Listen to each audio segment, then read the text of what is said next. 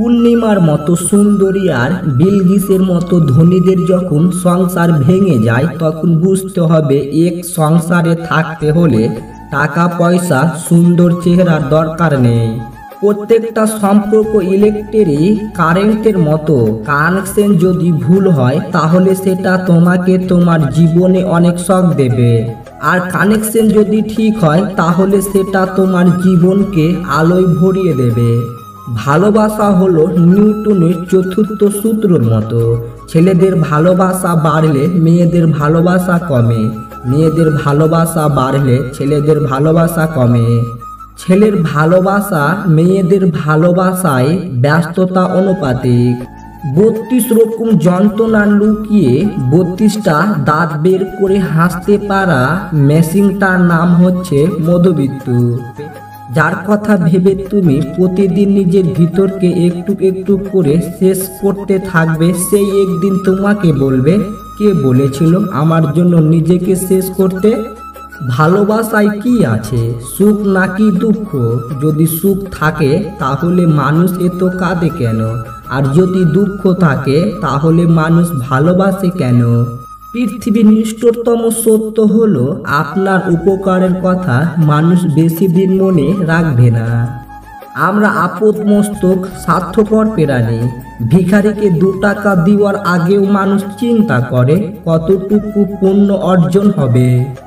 বিনা স্বার্থে কেউ ভিক্ষুককেও ভিক্ষা দেয় না। চাঁদের গায়ে কলঙ্ক থাকলেও চাঁদ কখনো তার জোনাকি হারায় না, তেমনি মানুষ অতীতে কিছু ভুল করলেও তার ভবিষ্যতে কখনো অন্ধকার হয় না। কিছু মানুষের কাছে আসার আগে বলবে আপনি যা বলবেন সে তাই করবে, ঘনিষ্ঠতা হওয়ার পর দেখবেন সে আপনাকে তার কথা মতো নাচাচ্ছে। ভালোবাসা জোর করে হয় না, ভালোবাসা ইচ্ছা করেও হয় না। এটা এমন একটা ফিলিংস যা অজান্তেই হয়ে যায়। জীবনে উন্নতি করলে বাহবা দেওয়ার মতো লোকের অভাব হবে না, কিন্তু অবনতি করলে সান্ত্বনা দেওয়ার জন্য লোক পাবে না।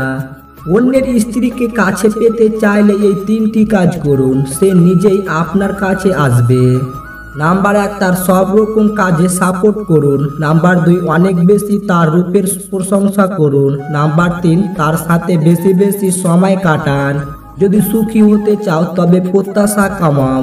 আপনি কারোর জন্য কিছু করে থাকলে সেটা চিরতরে ভুলে যান, কারণ সেটা যতদিন আপনি মনে রাখবেন ততদিন সেটা আপনাকে অহংকারী করে তুলবে। আবার কেউ যদি আপনার জন্য খুব ছোট কিছু করে থাকে তবে সেটা আজীবন মনে রাখবেন। পারলে ভালোবেসো, না পারলে ঘৃণা করো, তবুও অভিনয় করো না। সৎ পথে উপার্জন করো, অসৎ পথে নয়। সম্পত্তির ভাগিদার সবাই হয়, কিন্তু শান্তির ভাগিদার কেউ নয়। যে মানুষটি অল্পতে অনেক বেশি সুখী হয় সে কিন্তু অল্প আঘাতে অনেক বেশি কষ্ট পায়, কারণ আনন্দ পাবার ক্ষমতা যার যত বেশি, কষ্ট পাবার ক্ষমতা তার তত বেশি। সবাই বলে মেয়েদের নিজের কোনো বাড়ি হয় না, কিন্তু আসল কথা হলো তাদের ছাড়া কোনো বাড়ি সম্পূর্ণ হয় না।